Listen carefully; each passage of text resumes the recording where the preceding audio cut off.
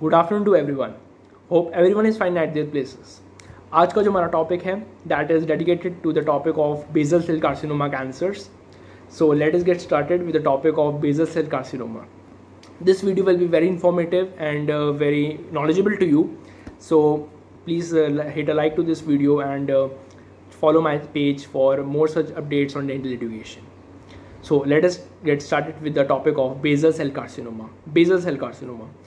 Basal cell carcinoma, it arises from the basal epidermis and it is the most common malignant skin tumor. The 75% of the skin tumors are basal cell carcinoma cancer. It is a very interesting fact.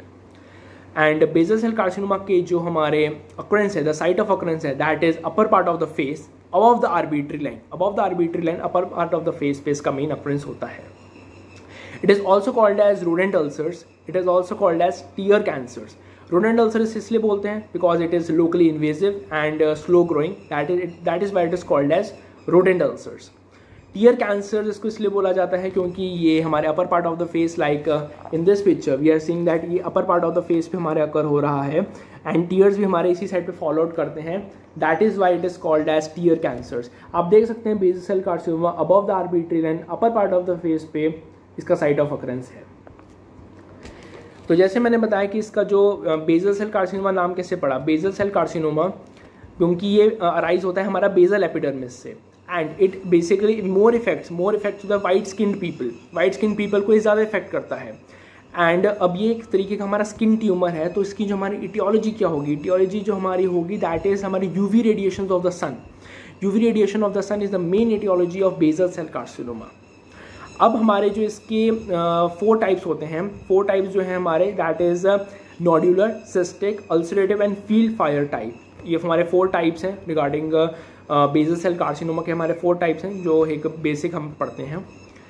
अब now the main concept of the basal cell carcinoma is clinical features of rodent ulcers और basal cell carcinoma. सबसे पहला clinical feature that number 1 that it has raised and rolled out type of edge. Second, it is locally invasive. Third, it is slow growing. And fourth, it can't spread through lymphatics and blood. Lymphatics and blood के through ये spread नहीं होता. It is a very exceptional fact कि एक ये malignant tumour है, carcinoma है, but it can't spread through blood and lymphatics and it is a slow growing, locally invasive and raised and rolled out type of इसका as होता है.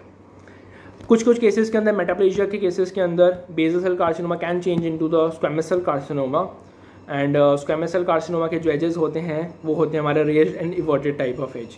In this we have learned the 2 main concepts like basal cell carcinoma के जो edges होते हैं that is raised and rolled out type of edge and squamous cell carcinoma के जो edges होते हैं that is raised and inverted type of edge. Now अब हमारा जो ये तो हमारे हो गए basic clinical features of basal cell carcinoma. अब इसका जो मेनली ट्रीटमेंट है, इसके मेनली दो तरीके से हमारे थोड़े हम ट्रीट कर सकते हैं, like surgical excision and radiotherapy. कहीं केसेस के अंदर basal cell carcinoma can affect ये बोन्स को भी इफेक्ट कर देता है, तो हम इसके अंदर रेडियोथेरेपी हम यूज़ करते हैं, रेडियोथेरेपी के थ्रू हम ट्रीट करते हैं. बट कुछ केसेस के अंदर लाइक अगर ये मोर ऊपर स्किन के ऊपर ये अकर है तो हम इसको सर्जिकल एक्सीजन के थ्रू इसको ट्रीट कर सकते हैं. Surgical excision is the main treatment in the cases जब हम इसको जब ये स्किन के अगर ऊपर स्किन के ऊपर अगर अकर हो रखा है तो सर्जिकल एक्सीजन कर देते हैं हम इसका.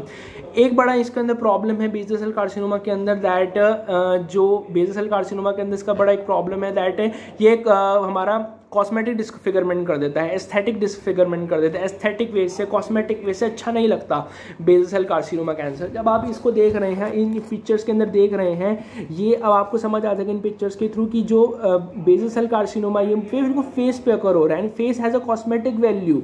सो इस वजह से it has feature of cosmetic disfigurement. ये कॉस्मेटिक डिस्फिगरमेंट कर देता है.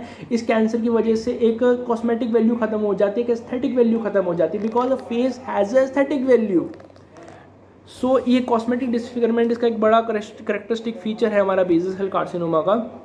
नाउ ये हमने कुछ इसके क्या कहते हैं हमारे differential diagnosis of basal cell carcinoma. Differential diagnosis इसके बेसल सेल कार्सिनोमा के हैं हमारे squamous cell carcinoma, malignant melanoma इसके मेन हमारे डिफरेंशियल डायग्नोसिस के अंदर हम लिख सकते हैं इन दो चीज़ों को भी, और भी हैं एक्सेट्रा मैं लगा सकता हूँ। लाइक डिफरेंशियल डायग्नोसिस में एक तो स्क्वैमस सेल कार्सिनोमा है, एक हमारा मैलिग्नेंट मेलानोमा है, और भी कुछ हमारे ट्यूमर्स हैं जो इसकी डिफरेंशियल डायग्नोसिस के अंदर हम लिख सकते हैं। लाइक तो ये एक हमने बेसिक थोड़ा सा हमने पढ़ लिया है बेसल सेल कार्सिनोमा के बारे में। Like it is also called as rodent ulcer, it is also called as tear cancer, it is the most common malignant skin tumors. The 75% of the skin tumors are basal cell carcinoma cancers, raised and rolled out type of edge, locally invasive, slow growing, and it can't spread through lymphatics and blood. So ये आज मेन थोड़ा सा basics and summary था regarding basal cell carcinoma और rodent ulcers के बारे में। Hope you like this video, please hit a like to this video and follow my page love dentistry for more such updates on dental education. So happy studying, take care, stay safe, bye.